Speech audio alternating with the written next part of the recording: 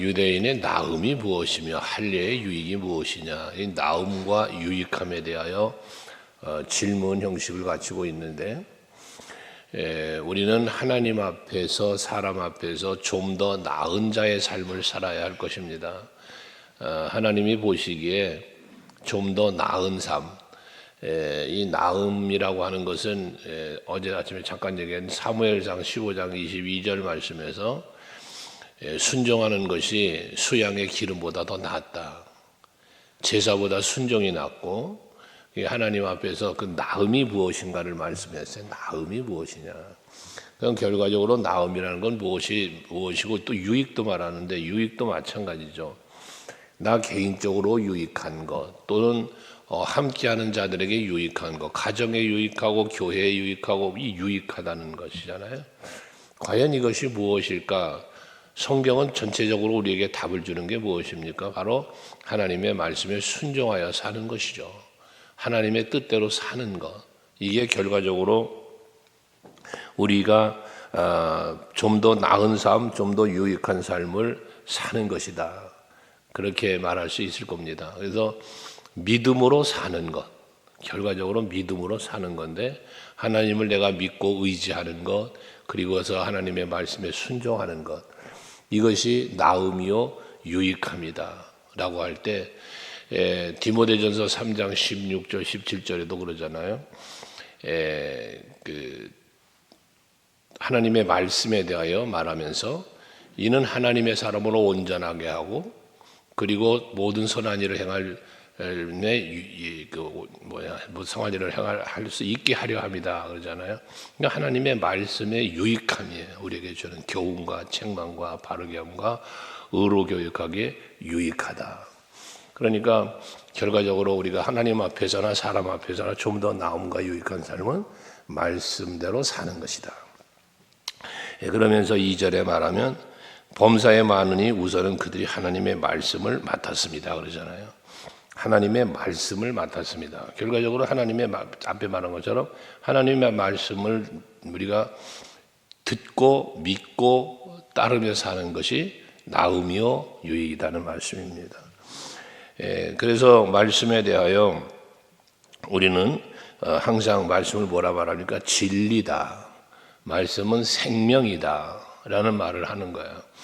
여러분 모두가 진리 안에서 사는 것이 뭐 말씀 안에 사는 거죠. 그 말씀 안에 사는 것이 곧 영생의 길을 걸어가는 거고, 그게 생명의 길을 걸어가는 것이고요. 그러니 나음이요 또한 유익이라고 말씀할 수 있는 것입니다. 그래서 결국 이 진리의 말씀을 따라서 사는 것이 복인데, 4절에 보면 사람은 다 거짓되되 오직 하나님은 참되시다 할지어다. 사람은 뒤에도 나오지만 의인은 없나니 하나도 없다. 다 죄인이라는 거잖아요. 근데 하나님만은 참되신 분이라는 거예요. 그러면서 주께서 주의 말씀에 의롭다함을 얻으시고 판단받을 때 이기려 하심이다 라고 말씀을 하고 있는데, 이 말씀은 뭐냐면, 말씀은 하나님의 어떤 그 심판, 판단의 기준이 된다는 거예요. 그래서 말씀대로 살았냐 살지 않았느냐의 그 기준을 말씀에다 놓고 말씀대로 사는 자에게는 복된 길을, 생명의 길을 주시는 거죠. 그래서 이 선포된 모든 율법과 규례를 지켜 행하면, 이라는 말씀을 신명기에서 굉장히 많이 강조하잖아요. 이 말씀을 듣고 지켜 행하면, 규례를 지켜 행하면, 이라는 말씀을 아주 계속 모세를 통하여 말씀하시는 게 하나님의 율법이잖아요. 근데 그 율법의 정신이 무엇이냐면 결과적으로는 순종하면이란 말이에요. 말씀을 우리에게 주실 때는 이 말씀대로 살라고 주신 거다 그 말이죠. 그러니까 하나님의 마지막 판단 심판의 기준은 어디다? 성경에 있다. 그래서 이 성경을 기준으로 해서 하나님은 판단하시고 심판을 하실 것이기 때문에 우리는 어떻게 살아야 되냐? 말씀을 우리 삶의 기준으로 삼아야 되는 거예요. 하나님의 말씀은 내 삶의 기준으로 삼아서 이렇게 살아야 된다는 나의 어떤 삶의 목적, 방향을 설정해야 된다는 거죠. 그리고 그렇게 살려고 몸부림을 쳐야만 되는 것인데, 그 뒤에 나오는 말씀에 보면 의에 대한 말씀도 나오는데 결국 의는 뭐냐? 믿음이 의인데 하나님의 말씀대로 결과적으로 사는 것이 곧 의가 되는 거예요. 그게 믿음이니까. 야고보 사도가 말하는 것처럼 행함이 없는 믿음은 곧 죽은 믿음이다. 죽은 것이다 라고 말하는 것처럼 내 믿음이 내가 믿노라 하면서 믿음으로 산다라고 하는 것은 결국 말씀대로 사는 거잖아요. 우리의 믿음의 본질은 말씀이라고 늘 말씀드리잖아요. 그러니까 우리는 말씀을 믿는 거니까 말씀에 순종하며 사는 것이 결과적으로 믿음인 거예요. 그 믿음이 곧 의가 되는 것이고요. 그것이 곧 하나님 앞에 심판받을 때 기준이 된다는 말씀입니다. 그러면서 5절 6절에 보면 하나님께서 의를 드러나게 할 때 그 진노를 내리시는 하나님의 불의하냐, 불의와 의와 불의, 순종과 불순종을 놓고 하나님께서 거기에 따라 판단을 하시고 심판을 하시면서 때에 따라서는 하나님이 기뻐하시며 영광 받으시며 은혜와 복도 주시지만 때로는 하나님이 진노하실 때도 있잖아요. 그래서 하나님의 진노는 얼마나 무서워요. 하나님의 어떤 그 은혜와 하나님의 또 복이 임할 때는 얼마나 큰 은혜와 복이 임합니까? 그러지만 하나님이 진노하실 때 얼마나 또 무서워요. 그러니 그것은 온전히 하나님의 전적인 주권인데 그 하나님의 주권적인 판단과 심판 또는 은혜와 복을 주심이 그게 불의하다라고 우리는 말할 수가 없다는 거죠. 왜? 기준이 뭐기 때문에 진리와 생명 되신 말씀이 기준이기 때문에 하나님이 불의하다라고 말하는 것은 기준이 없는 거죠. 기준이 없을 때 그 하나님의 심판이 불의하다라고 진노가 불의하다라고 말할 수 있고 은혜와 복 주는 형식인 것도 왜 그에게는 복을 주고 나에게는 안 줍니까? 말할 수 있죠. 그렇지만 분명한 건 하나님의 언약이 있고 명령이 있고 그것이 기준이 되어서 판단하시기 때문에 불의하다 말할 수가 없다는 것입니다. 결과적으로는 뭐냐? 우리는 말씀이 우리 삶에 그래서 기준이 되어야 된다는 거예요. 말씀이 내 삶의 기준이 될 때 하나님의 판단 앞에 심판 앞에 거룩하다 칭찬받게 되어질 것이고 의롭다 칭찬받게 될 것이고 거기에 합당한 은혜와 복도 우리에게 임하게 될 것입니다. 그리고 하나님 7절에 보면 그러나 나의 거짓말로 하나님의 참되심이 더 풍성하여 그의 영광이 되었다면 어찌 내가 죄인처럼 심판을 받으리요? 라고 말하는 건 뭐냐면 하나님의 영광을 드러내겠다고 거짓말을 한다. 거짓말을 통하여 하나님의 영광을 드러내겠다라고 한다면 아니라는 거죠. 하나님의 진리는 거짓으로 증언할 수 없음을 말하는 거예요. 하나님의 말씀은 왜 진리이기 때문에 죄의 삭은 사망이기 때문에 우리가 거짓으로 하나님의 그 말씀을 진리를 증언할 수 없다. 그래서 성령이 너에게 임하시면 권능을 받고 예수의 증인 된다 그러잖아요. 그러니까 우리가 예수의 증인이 되려면 성령을 받아야 되는데 성령은 진리의 영이죠. 그러니 거짓이 없어요. 가식도 없어요. 오직 말씀, 오직 예수로 살아갈 수 있도록 이끌어 가시는 분이 성령이에요. 그러므로 성령을 받은 사람이 성령으로 충만해서 하나님의 진리를 증언하며 예수의 증인의 삶을 살아가는데 거기 어떻게 거짓이 있을 수 있겠냐고 말이에요. 거기 어찌 가식이 있을 수 있겠느냐 그 말입니다. 그럴 수 없다는 거예요. 또 8절에도 마찬가지예요. 또는 그러면 선을 이루기 위하여 악을 행하자 하지 않겠느냐라는 것이죠. 어떤 이들이 이렇게 비방하여 우리가 이런 말을 한다고 하니 그들은 정죄받는 것이 마땅하니라 그래요. 선을 위하여 악을 행한다. 이게 있을 수 없다는 얘기죠. 예를 들어서 가난한 사람을 도와주고 싶은데 내가 도와줄 수 있는 능력이 안 된다고 남의 것을 도둑질해가지고 그걸 갖다가 도와준다면 장발장이라는 사람의 이야기도 있긴 합니다만은 옳지 않죠. 우리나라에도 서청원이라는 사람이 잘 사는 집이 들어가도 도둑질해가지고 그런 한국판 장발장이다 이런 얘기도 들었는데 옳지 않은 거예요. 내가 선한 일을 하겠다고 강도짓을 해서 안 된다는 거죠. 이건 아닌 거예요. 선을 행하겠다고 악을 행하여 선을 행하겠다? 옳지 않다라는 말씀입니다. 그러니까 악은 그 어떤 모양이든지 버려야 되는 거예요. 우리에게 우리 마음속에 악은 자리를 잡으면 안 되는 거예요. 악은 어떤 모양이라도 없애버려야 돼, 물리쳐야 되는 것입니다. 오직 선을 따르는 여러분이 되어야 되는데 선이 뭐라 그랬어요? 선은 하나님이세요. 하나님이 선이에요. 그 하나님의 선인데 그 선한 기준을 뭐로 주시라고 그래서 진리의 말씀으로, 생명의 말씀으로 우리에게 주셨다는 거잖아요. 그러니까 내가 선을 행한다라고 할 때는 다른 거 없어요. 말씀대로 순종하는 게 가장 큰 선입니다. 그래서 모든 선한 일을 행할 능력을 갖추게 하려고 뭐 했다? 말씀을 주셨다는 거잖아요. 모든 선한 일을 행할 능력을 갖추게 하시려고 말씀을 주셨다.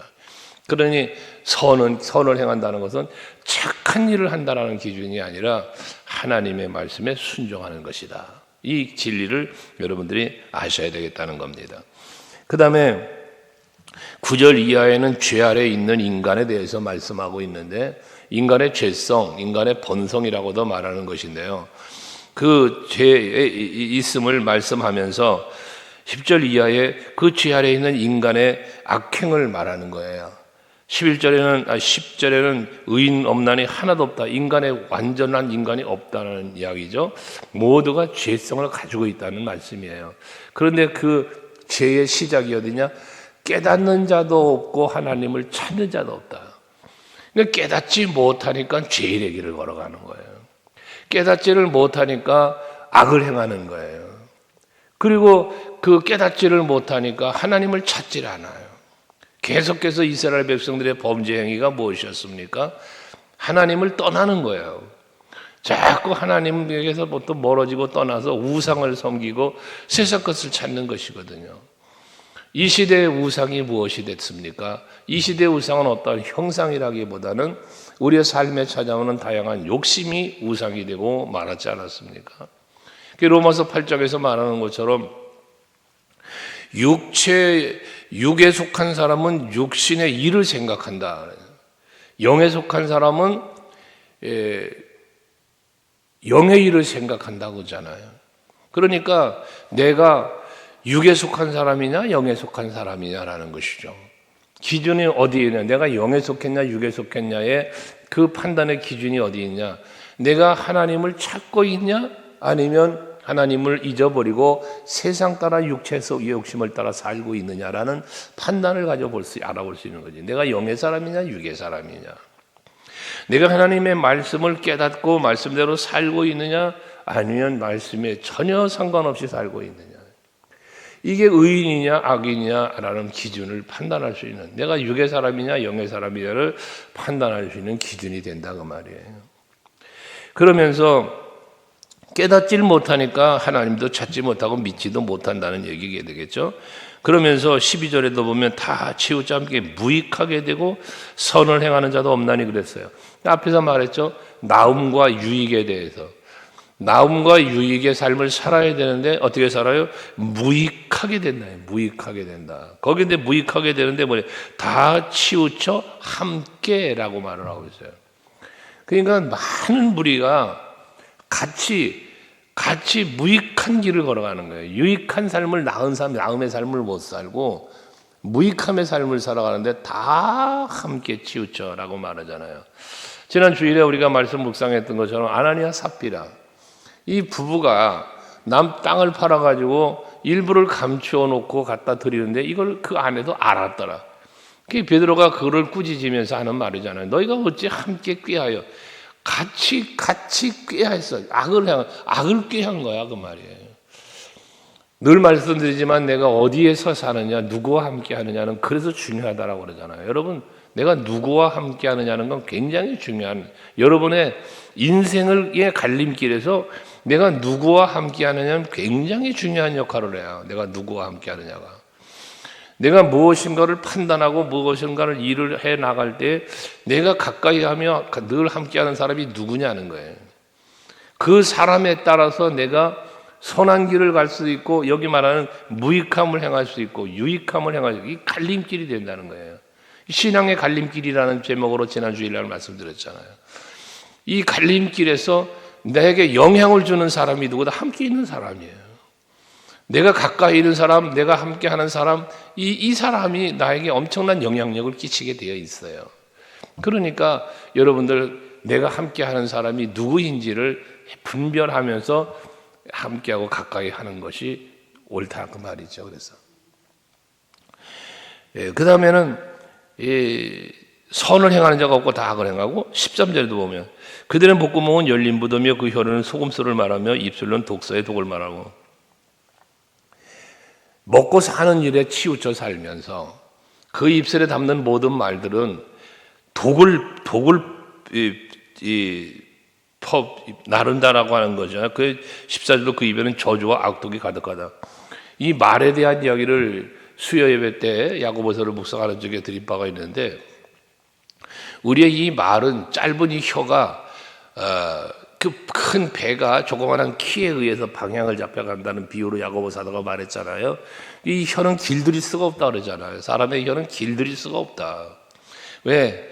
그냥 생각하는 대로 감정에 이끌려 혀는 말하고, 여러분 그렇잖아요. 말이라는 거는 내 감정에 이끌려서 말을 해요. 대부분 내 생각 속에서 마음의 기분이 좋으면 찬송하고, 기분이 언짢으면 욕이 나오고 불평이 나오고, 이 내 마음이 혀를 지배한다 그랬잖아요.